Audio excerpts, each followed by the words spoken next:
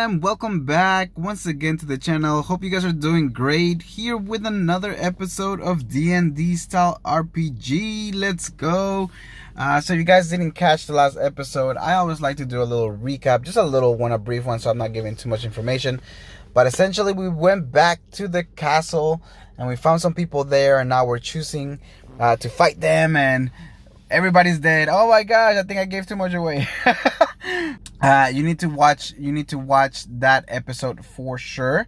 But here we're deciding whether we're gonna help Narissa attack the woman that you guys see in this picture right here, that's kind of, has a knife and everything like that, or are we fighting the dead? Because she's raising the dead. She's doing this chant and she's just raising the dead.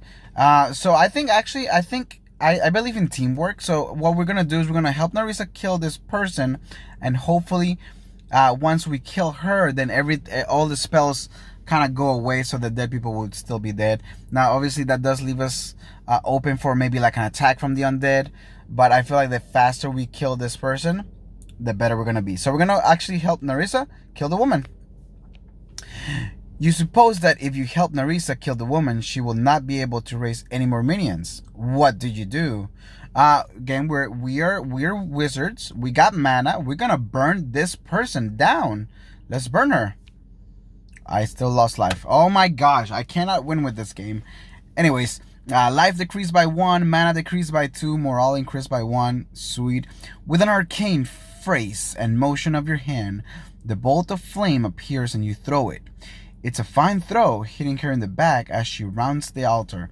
Her robe goes up like a lantern wick, and you're confident she won't be raising any more dead. Speaking of which, the charging zombie priest of Alathia is now upon you. This thing is fast. It is grabbing and scratching as it tries to bite your face. You both fall to the ground and your head smacks against the stone floor, knocking you unconscious. When you awaken, after what must be a few seconds later, you see Narissa bashing some breathing zombie in the ground. She must have already taken care of the one that attacked you while you were unconscious, because it lies motionless nearby, its head caved in. By the time you get up, Narissa has finished her grisly work and has opened a door onto the far wall. Likely, there are more villains to slay, she exclaims. You follow her into a torchlit hallway. Immediately, you hear distant commotion, shouts, and the clanging of metal against metal. Narissa begins sprinting down the hall. What do you do? Oh, this one's tough because, we definitely want to know what's going on. We want to keep pace with her. But what if there's like traps? If we follow slowly, we might lose her. So I really think we just need to go with her. And hopefully there's no traps. I thought there would be a trap in the temple. Like, I don't know how they would have time to set a trap like that. But follow slower and more cautiously. I'm actually gonna do with the slower and more cautiously, guys. I'm gonna go, we gotta play it steady. We already lost like 2 life in this chapter. We gotta play it safe. I have not survived this long by running about like a crazy animal, you think to yourself as Narissa sprints off ahead. You follow the sounds of a clanging down a flight of stairs and into an oval room with a small pool of water inlaid in the center. One priest of Alathia floats face down in the pool of another is being hacked by death by a knight in a plate mail. A second knight is fighting fiercely with Narissa. A lightning bolt would likely work well against these armored knights, but since they are so close to your allies, who also wear armor, you don't dare use it. So, I'm pretty sure I have a pretty steady hand with the firebolt now. I've shot like 50 of those. Illusion of more clerics, no. Attempting to charm him, no. I think we're just gonna go with the mana, guys. We're gonna have to do it like this. Oh, that was rough. You throw a firebolt at the knight fighting Narissa, striking him in the breastplate. His metal armor seems to protect him from the worst of the flames. However, you singe his beard pretty badly. "Wizard scum!" he shouts, and then charges at you with his sword. You run back out the door and feel his sword blade slice into your back. Cling! You look back and see the knight on his knees with a sizable dent in the side of his armor. Narissa stands behind him and continues to bash him. Cling, cling, cling, she hammers like a blacksmith, a very poorly trained blacksmith. Look out! You shout. The other knight charges up behind Narissa, and she steps aside just in time. He trips over his bludgeoned comrade and falls down at your feet. Cling, cling, cling. Narissa goes at it again until both knights are motionless and blood is streaming from their shiny metallic carapaces. Thelso! Narissa cries as you both run over to the fallen cleric. You can see the light fading from his eyes as you prop him up, and Narissa begins praying for a healing spell from her goddess. The nightmare walks in a body that will never die. Thelso's sentence ends with a sigh, and then his eyes close. Narissa finishes the prayer and places her hands on his head. I am too late. He's gone, she says. Why do these knights fight alongside this evil priest? And what business have they all with the demon? You ask. Power. What more do the powerful want? You shake your head in disgust. Truly, Ring City has fallen under dark times when her warrior, sworn to protect the weak and the good, slaughtered holy man. Alathia alone can protect us, although only through mortals such as us may she exert her will in this world, Narissa says. Not knowing what else to do, you nod as though not wiser words had ever been said. Do you smell that? Is that fire? Narissa asks, and then stands up. You follow her down one smoky hallway and then another. You stop at the doorway from which smoke billows out. The library! There are books here. I must save. I will return. Narissa leans far forward and, a few steps later, disappears into the smoky room. You do not know any spells that extinguish fires, nor are you sure what use you could be to Narissa. On the other hand, you have noticed that you generally do better together as a team. What do you do? Okay, so this is another probably bad decision. I feel like if we wait, is better.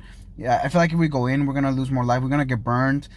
Maybe we're not as acrobatic as maybe her. She has an armor that protects her from fire too. So I think in this instance, like if it was my wife or something like that, I would go in, or my significant other. But I think right now we should just stay put and wait for her to do that. So we're gonna stay put. I'm not going in there. I do not know this place and would be nearly blind. What aid can I offer, you reason? After a minute, Narissa emerges from the room, coughing and hugging several large books. The two of you search the rest of the temple, only to find more slain priests of Alathia. Narissa insists that you help her drag the bodies to a wood-lined mediation chamber adjoining the library to burn. As you lean over, coughing in the smoke, Narissa folds the arms of the fallen on the floor and says a brief prayer for each. When the two of you finally walk out the front doors of the temple, you see smoke all around. The fire has spread faster than you thought. You say, not the fire from the temple. Look, Narissa points off into the distance.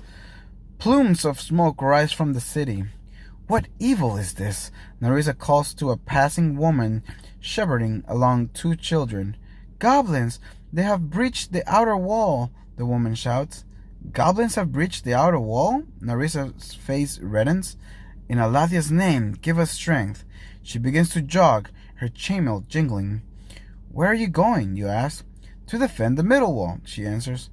Neville scat. They attack in full daylight. Surely the goblins are drawn here, emboldened by a far greater evil inside the city. Perhaps we should concentrate on destroying the demon. Leave the goblins to the city militia, you suggest.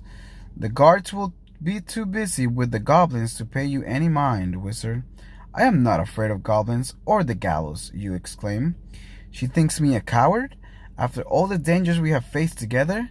How could she? We shall dispense with the demons soon enough, she says. The city needs us now. What do you do?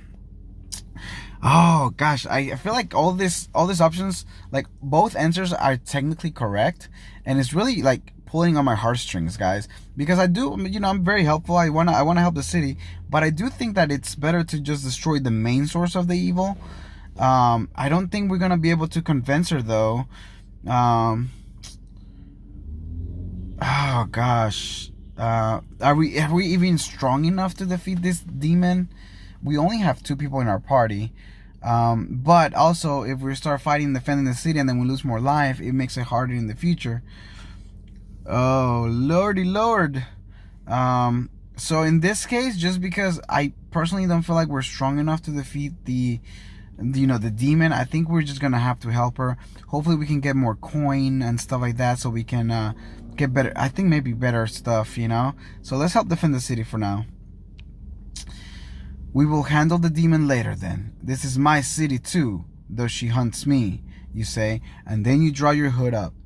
The 2 of you hasten to the inner wall.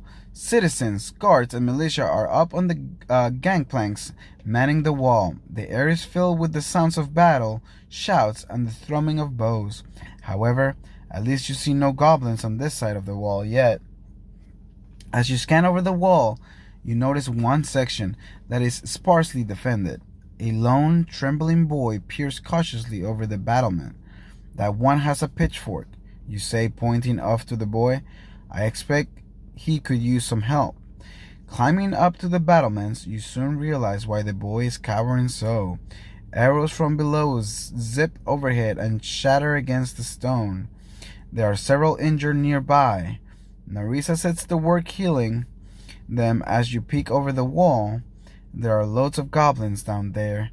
Little mottled green and gray beasts, jabbering and screeching. Some are peppering the wall with small arrows, while others are hiding behind the ruins of nearby burned-out buildings. Their short swords and spears are at the ready. They attack from all sides. They do not stop. Gasped the boy with the pitchfork. Ah, yes, I have seen this trick before. I suspect it is the only trick they know, you say as cheerfully as you can. Not long ago, I was defending a wall like this, and gods, here they come. A gray wave of the angry little beast surges forward with ladder and grappling hooks at the fore. They are indeed coming from all sides, but it appears there is a particularly large clump of them coming your way. In your estimation, the 3 of you alone are not enough to defend this section of the wall. Although other areas of the wall appear to be well defended, you do not have time to call reinforcements to your aid. You are going to have to even the odds with some spell power. What do you do? Alright, so we're gonna, since there's so many, we're gonna do a sheet of flame spell. I think I don't even have to read the other ones. I think just burning them all at once will help us lower the numbers, at least on this side. So we're gonna go with a sheet of walls. A fireball would probably only take 1 or 2, and then we'll still get hit. Distraction illusion, like I don't really think that would do anything. And I haven't seen a goblin chief, and by playing this game, usually you have to kind of have seen what they look like and what they sound like to make a good impersonation. So I think just doing a sheet of flames would be the best option here. So let's go with that. The ladder cracks against the stone and the goblins begin climbing. At the same time, grappling hooks fly over the wall and slide back, catching onto the battlements. You begin by setting to work cutting the grappling hooks ropes with your dagger. As the tide of goblins nears the top of the wall, you prepare your real defense. Ooh, look at those goblins. That looks sick. There's not that many. There's like 5. With an arcane word, you lean over the wall and begin spouting long gouts of fire from your hands into the attackers. They scream in terror and pain as they fall. As a bonus, the grappling hook ropes and the ladders burn as well. You lay down more streams of fire until all the attackers are either burnt heaps on the ground or running for their lives. Even the archers below retreat. Alathia, bless you, wizard. Narissa shouts jubilantly, and then throws her arms around you and plants a wet one on your cheek. Finally, all my toil over books paid off, you laugh. The boy with the pitchfork stares at you, wide-eyed. You and Narissa run along the wall and help the other defenders. Soon, all the goblins are in retreat. The city defense held. The last charge thinned their numbers. I believe our work is finished here for now, Narissa says, smiling at you. Come, I shall take you somewhere safe, and comfortable to rest. She leads you through the streets, which are now nearly abandoned. Everyone's having either gone to defend the wall or to hide. You stop in front of a large brick house. You can see from the ornate stonework of Alatia's symbol and likeness that this is, indeed, a house of the goddess. Narissa knocks on the door in a peculiar way, as though tapping out a song, and the door opens on its own accord. Inside, you are greeted by Saulen, the head servant of the house. She is a tall and stoic woman with graying hair cinched up in a tight bun. She tells you that the house family and the rest of the servants have retreated to the safety of the inner ring, but that she refuses to leave this house to the goblins. If those vermin breach the middle wall and make it to my master's house, I will be ready, she says, patting a loaded crossbow she cradles in her arms. You may stay here and rest, of course. By the look of you, I presume you have already engaged the enemy. Saulen looks between you and Narissa. Narissa does not answer the question, only peers up the stairway. The guest bedroom are yours, and of course, please use the prayer room for your meditations, Saulen bows. You and Narissa thank Saulen and ascend the stairs and shut yourself into one of the guest rooms. Narissa drops the 2 giant books on the bed and begins paging through the larger of the 2. This is a book of names for the abyss, a sort of social registry for demons. With any luck, Unroll will be in here. You peer over her shoulder. Her helmet is off, and her long blonde hair is down. You can smell the smoke from the library fire mixed with her sweat, a strangely alluring combination. You wonder if there is any comfort you could give her, some light touch to remind her that she is not alone. She has lost much, not her faith, however. Ah, here he is, Narissa exclaims as she points at a line from her book. Unrule. Yes, he is mentioned, but only briefly. This addresses him as a demon of the 2nd rank, little more than a soldier, and that is all he has to say of him. This demon, who murdered my friend, slaughtered your clerics, and now burns our city, is not even powerful among his kind? You ask. Slaughter your clerics? Is this the sort of comfort I give? You chastise yourself mentally. I wonder. Narissa says as though thinking aloud. Does Unrule operate at the behest of his lord, or could he possibly be on his own? Demons are obedient only to force. You shrug. Doesn't matter. I only want to send him back to the abyss. Back to his lord and his deserved torment. Precisely. Back to his torment. Back at the temple of eternal love. Unrule said that he wanted a permanent body in this world. Little wonder why. In a sense, Unrule's lowly status in the demon world makes him more dangerous. Surely, he is desperate not to return there and will do anything to avoid this. After all, the most deprived cruelties of our universe are a mercy compared to normal treatment of underlings in the abyss. But how will he gain this permanent body? Well, he cannot simply possess one.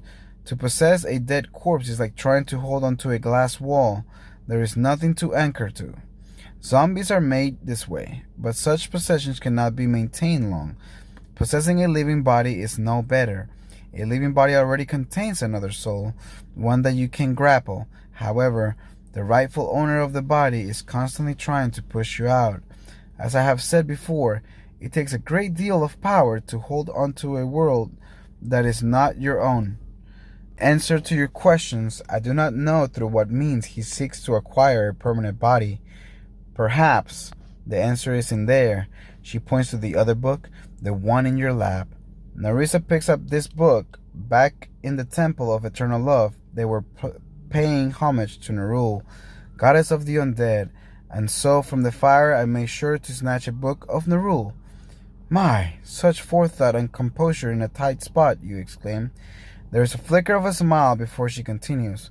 Not precisely what we seek, but here's a passage on the most mundane of undead. Zombies. Oh, as we saw, you let the sentence trail off. Yes, as we saw at my temple, the corpses of my people use. Her sentence trails off too.